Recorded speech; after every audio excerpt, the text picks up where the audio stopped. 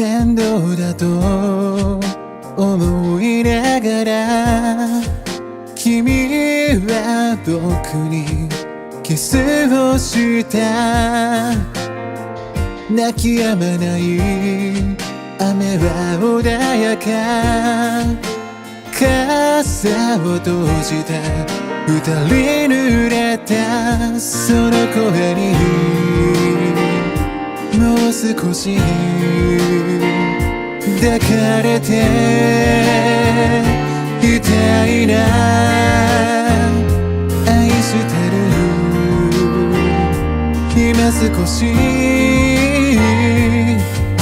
口が止まったけど叫んだ想いはきっと雨と一緒に愛する声流れゆく。どれだけ素敵な歌に乗せたって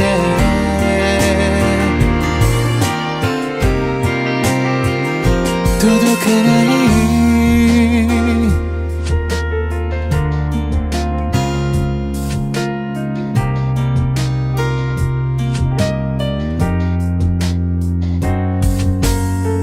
雨が止み君はまた僕に背を向け歩き出す。何にも君は言わずに僕も特に何も言わず照りつける太陽に痛みを覚えて濡れた髪が乾くまでここで立ちすくんだ。確かなことから逃げたつまずいて転んだ時には空が見えた。冷たい雨にも嫌がらず打たれた君には届かない。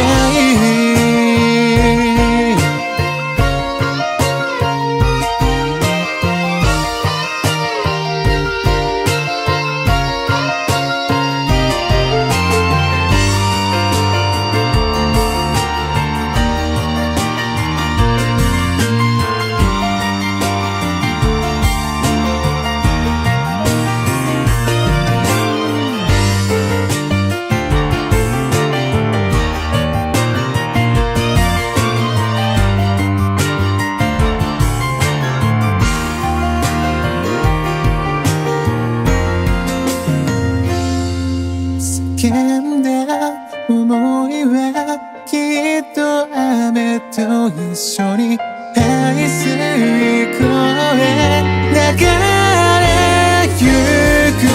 どれだけ素敵な歌に乗せ